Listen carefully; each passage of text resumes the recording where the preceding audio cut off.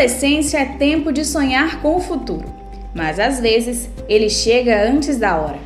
A gravidez na adolescência transforma tudo. Interrompe estudos, muda relações familiares, afasta amizades, cria novas responsabilidades. Não é só um corpo que se transforma, a vida toda precisa amadurecer rápido demais. As marcas vão além do físico, são impactos emocionais, sociais e econômicos que dificilmente passam despercebidos. Eu me chamo Glenda Francelino, sou formada em psicologia, sou bacharel em psicologia e especialista em saúde mental. E a adolescência, no caso, ela é uma fase que ela vai da infância até a parte adulta, é aquela transição entre a fase adulta e a fase da infância. Nesse momento, é um momento que o jovem adolescente, ele se encontra na questão de se perceber na sociedade, de identificação, com a personalidade, com a identificação com a parte pertencente dele. Então ele tem muitas dúvidas, ele está conhecendo, ele está criando gostos para realmente criar a personalidade dele. E eu digo que é uma das fases mais complicadas até mesmo para ele nessa questão de entendimento. Do ponto de vista fisiológico, a adolescência definitivamente não é o melhor momento para a gente ter uma gestação. Então nem sempre aquele corpo está preparado para aquilo, principalmente abaixo dos 14 anos. A gente tem um corpo que tem mais risco de ter uma desproporção na hora do parto, de não suportar ou acabar desenvolvendo algum transtorno durante a gestação. Então é um momento de mais risco. Acaba que todo adolescente tem uma gravidez de risco. Quando a gente fala de gravidez na adolescência, os principais riscos são questões psicológicas, sociais e físicas na gestação. Então, do ponto de vista psicológico, são mulheres que encontram-se mais vulneráveis e com mais risco de ter depressão, transtornos de ansiedade durante a gestação.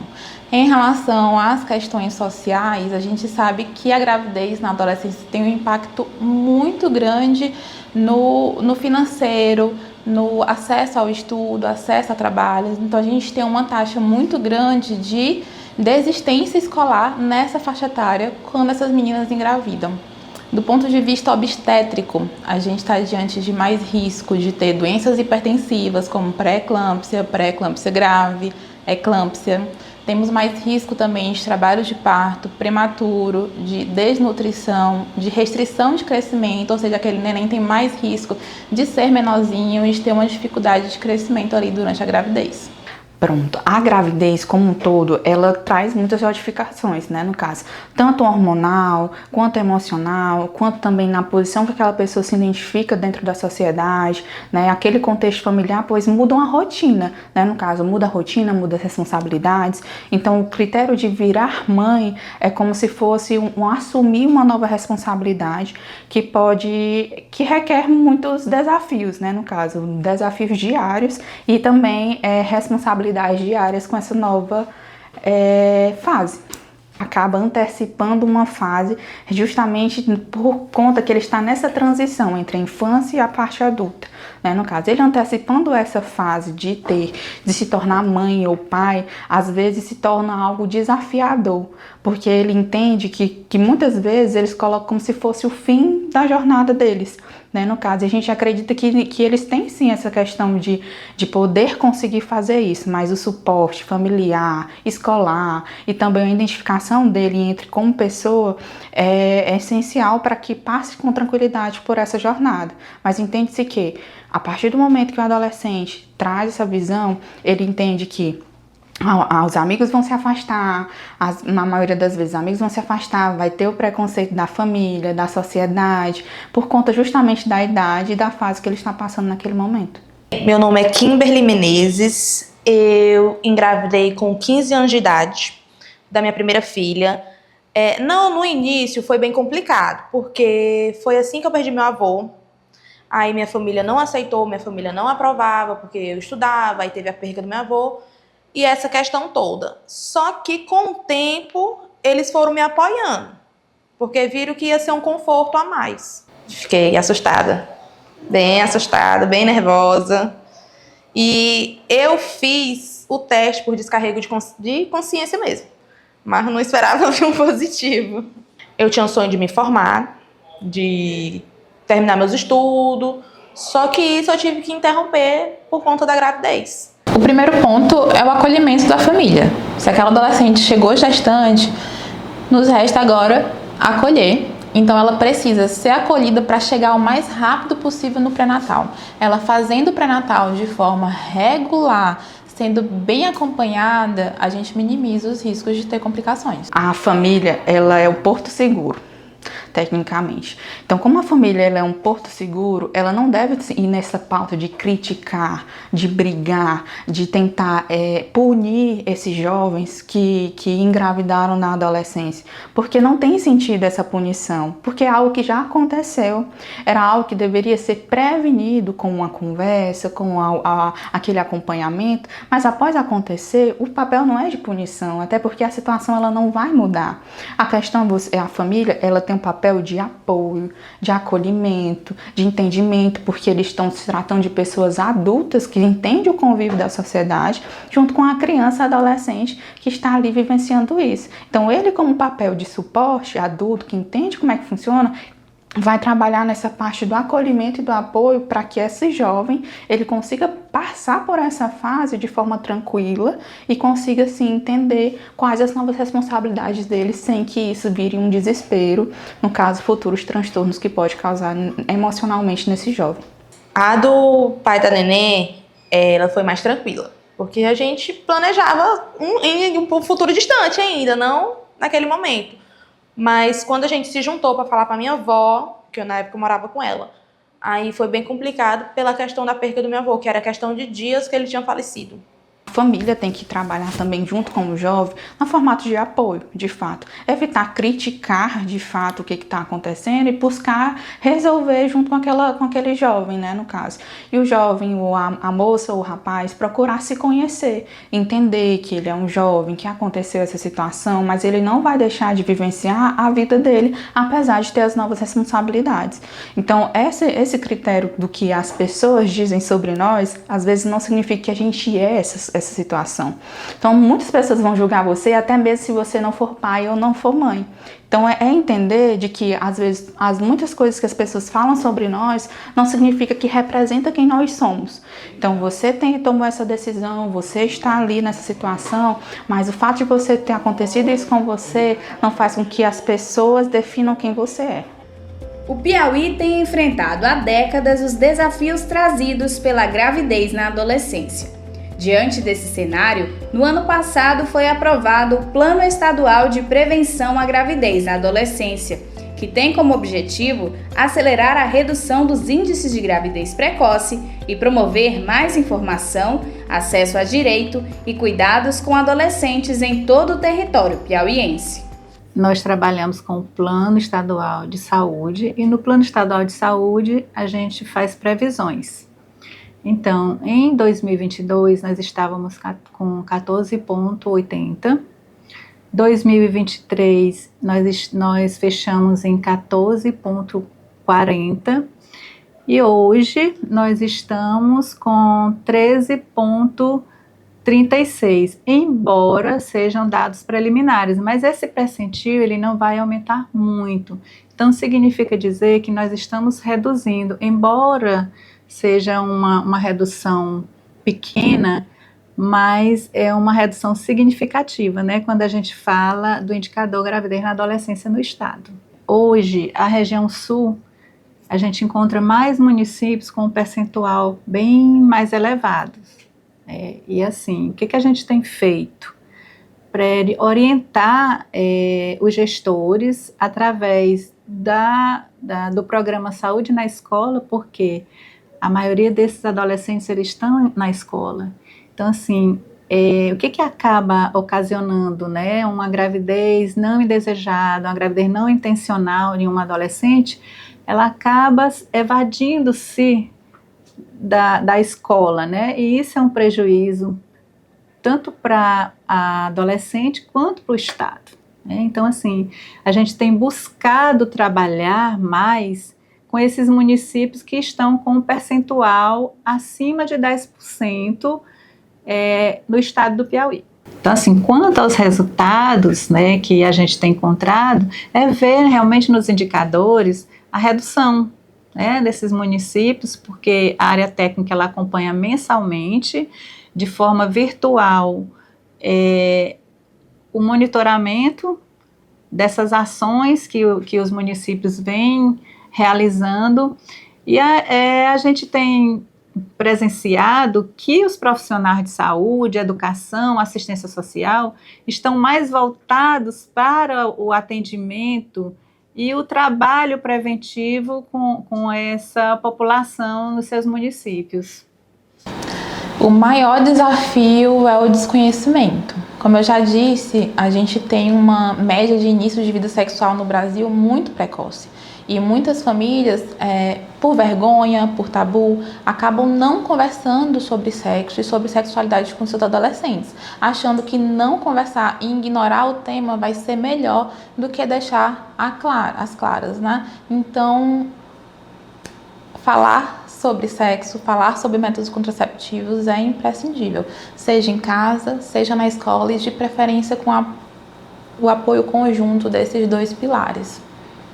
Primeiro que o tabu ele começa com a gente adulto, né? Muito da vergonha e da dificuldade de conversar com os adolescentes parte de como a gente encara esses temas.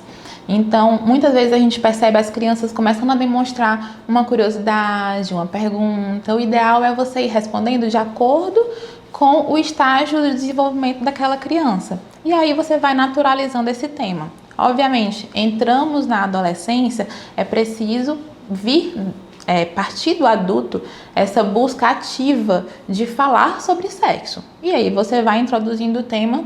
Os contraceptivos, por exemplo, as infecções sexualmente transmissíveis, elas podem ser um bom ponto de partida tanto para os pais quanto na escola.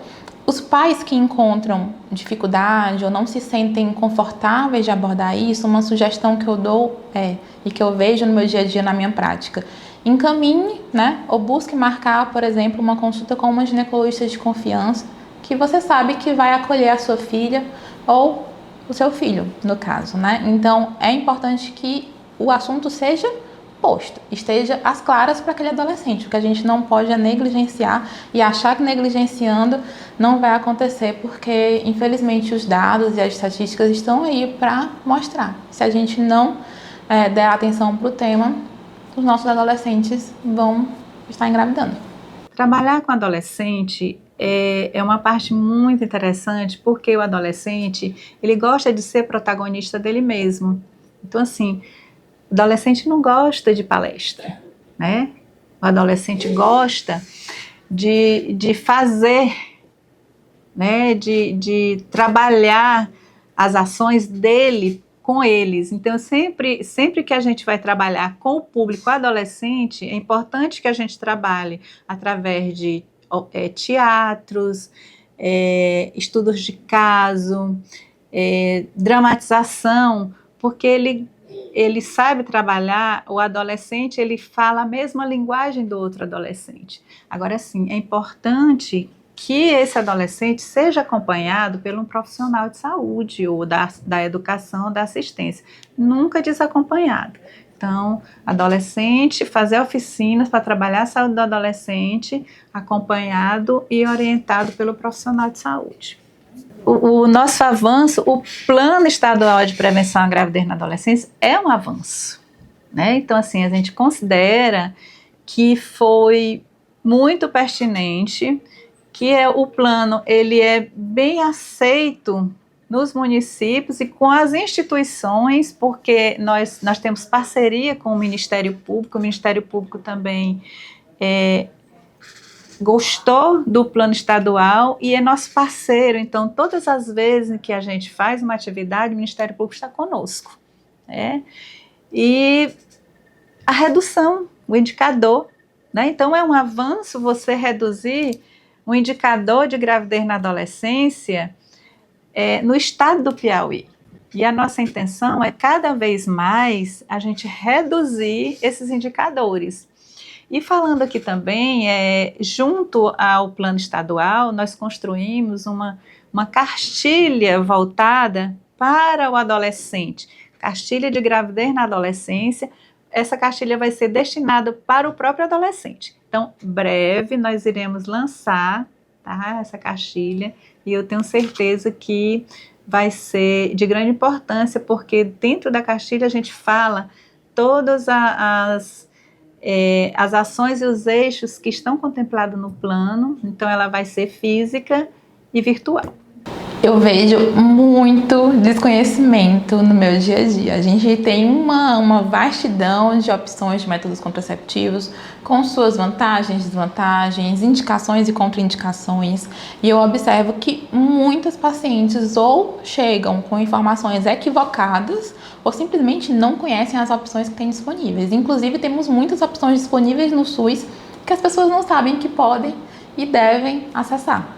Eu sempre falo que se um adolescente está precisando recorrer à pílula do dia seguinte, ela não deveria estar usando ela como método contraceptivo, porque o próprio nome já diz, é um método contraceptivo de emergência para situações pontuais.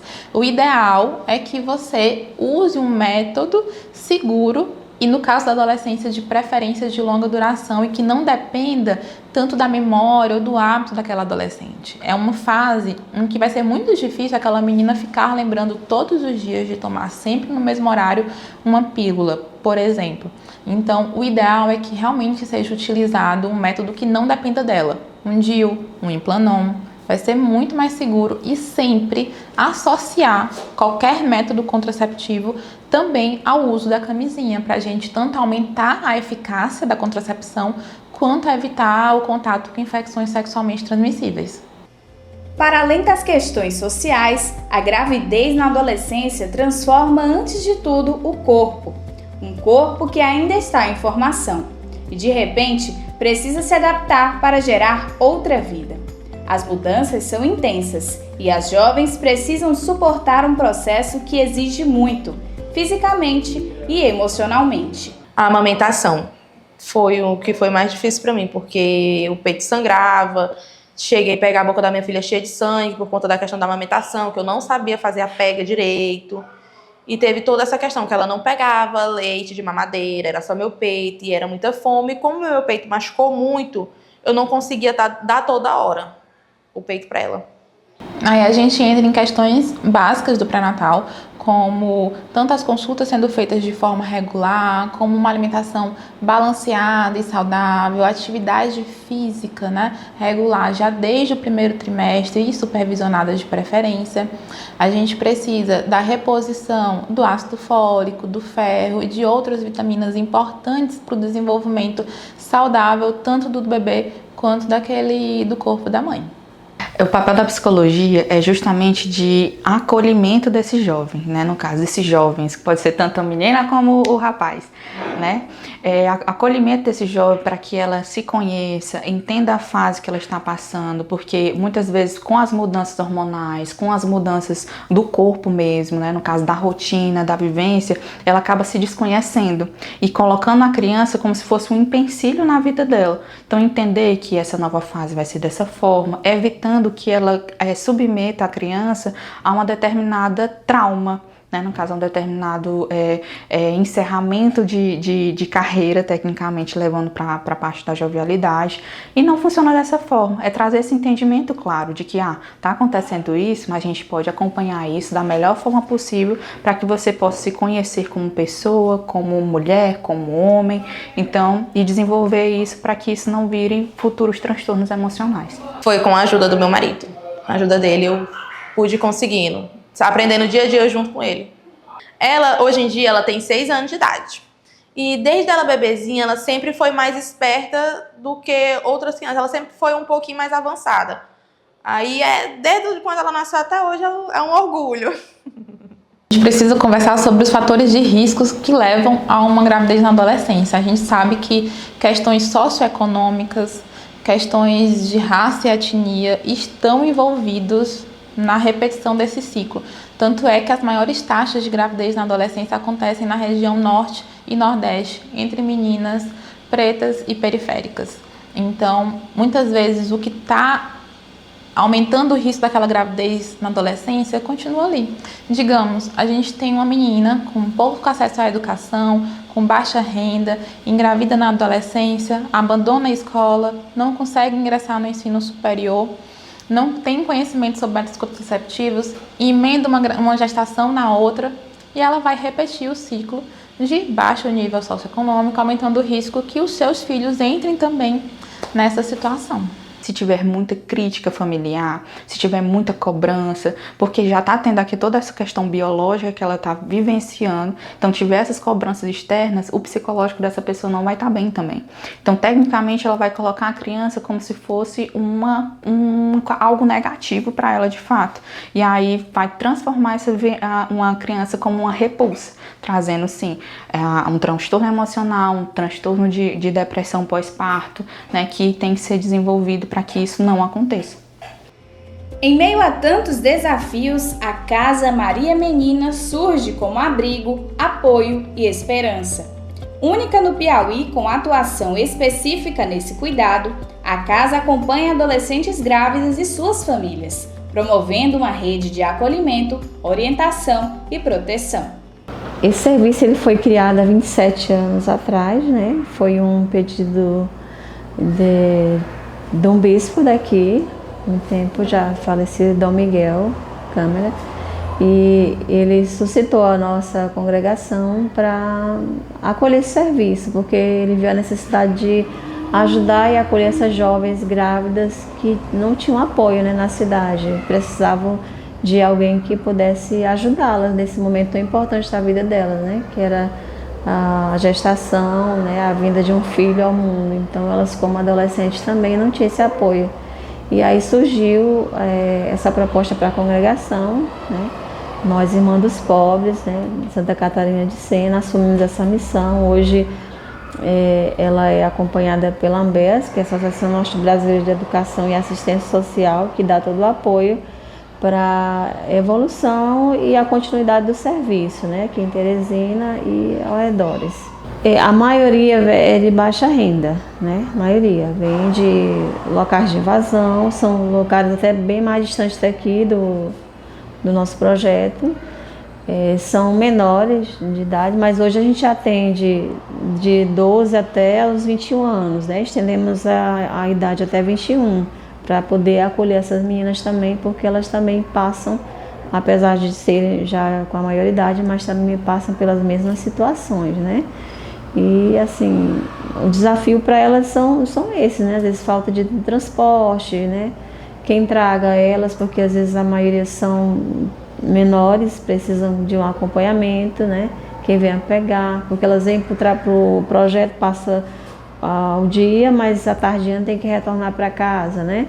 Mesmo a gente dá, né? Hoje a instituição ela oferece, além da questão alimentar, o vale transporte para ela se deslocar, mas muitas alegam a questão da distância e a falta de transporte, né? Disponível nos locais onde elas moram, que é muito distante. Muitos vêm encaminhados pelos CRAs, CREAS, vêm demandas espontâneas também, elas vêm sabem por outras que já passaram por aqui, né? Essa comunicação boca a boca, né? De transmitir, eu conheci o projeto, é muito bom, então vai lá que você vai ser acolhida. Mas os CRAs encaminham também, né? Às vezes a gente recebe de outros abrigos, né? Onde elas estão vivendo, eles encaminham para nós também. Às vezes vem pelo Ministério Público também, alguns casos, né? Que a gente recebe. Mas a maioria hoje vem por demandas espontâneas, né? Ela já conhece o serviço e já facilita a chegada até aqui. A comunidade também auxilia muito, né? Quando elas conhecem, elas indicam também. Se são de menores, elas chegam aqui com o familiar, com a documentação, elas trazem cópias do certidão, né? De nascimento, a identidade, endereço, algum contato que elas tenham, né? Telefone. E preenche uma ficha, faz o atendimento com a psicóloga, né, que faz essa primeira entrevista com elas, daí faz o encaminhamento para iniciar esse acompanhamento na casa.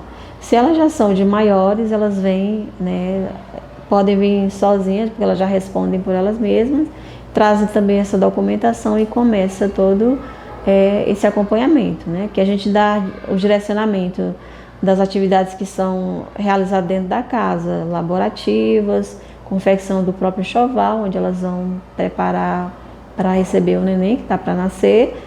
Aprende também parte de costura, bordados, pintura e algumas outras atividades que possam no futuro ajudar elas a usar como uma fonte de renda também, quando estiver em casa, né?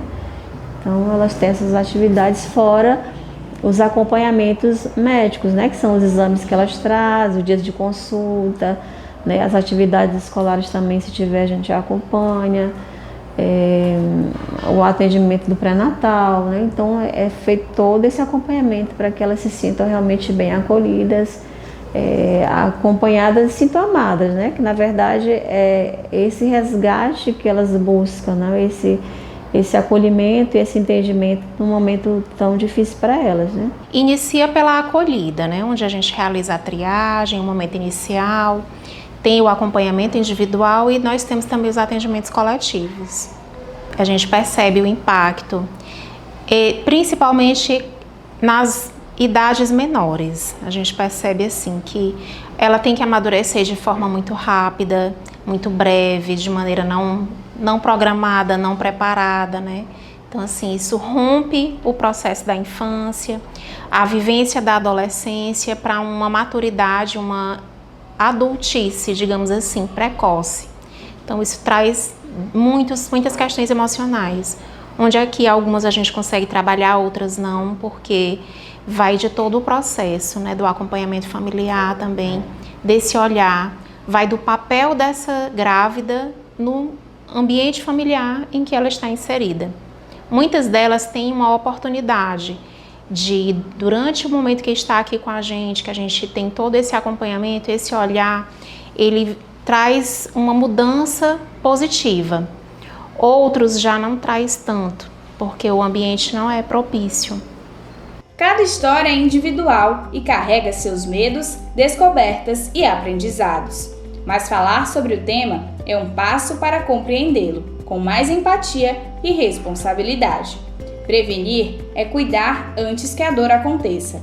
E acolher é garantir que, mesmo diante do inesperado, a vida que nasce e a vida que já existe possam florescer com dignidade. Para os pais, né, no caso, eu quero dizer para vocês que vocês precisam apoiar os seus filhos mediante essa situação, até porque eles precisam desse suporte seu nesse momento. Você entende toda essa situação como algo que vai ser para desenvolver esse jovem. Então esse jovem, ele não pode se sentir sozinho, principalmente nessa fase. E eu entendo que para vocês também pode ser algo bem difícil e complexo de entendimento por medo de como esse jovem vai se desenvolver e vai lidar com as próprias questões dele no dia a dia. Mas você, como familiar, deve sim estar ali como esse suporte, dar esse apoio, porque ele precisa de vocês para tomar as próprias decisões, certo? Então, eu quero dizer para vocês que também o apoio psicológico para você como familiar é algo de suma importância. Então, você precisa também se conhecer e entender suas frustrações para que algo não reflita nos seus filhos e nas questões deles. Que a sociedade pudesse ser um pouco mais aberta, menos preconceituosa, né? Menos julgadora, mas que tivesse um coração mais aberto para acolher essas jovens que, por não terem esse aparato e nem às vezes até a preparação, a formação para receber uma nova vida, elas muitas vezes se sentem perdidas, sozinhas, né? Precisando apenas de um apoio, de alguém que estenda a mão, né? Que a sociedade possa ser mais solidária, né? Com essas realidades, que a gente possa acolhê-las com amor, com afeto, olhando o outro lado, né? Como alguém que está ali lutando por uma vida. O conselho que eu dou é primeiro apoiar, né? Já aconteceu, já está ali, vamos reduzir os danos daquela gestação. Essa menina precisa e merece uma rede de apoio. A outra questão é começar a falar sobre sexo, falar sobre métodos contraceptivos, falar da importância da manutenção do estudo, da educação. Então, esse é o principal ponto. Não é bom a gente sair julgando porque a gente não sabe a realidade da outra pessoa. É sempre bom dar uma palavra de apoio, uma ajuda de alguma forma, nem que seja com um abraço, mas ajude.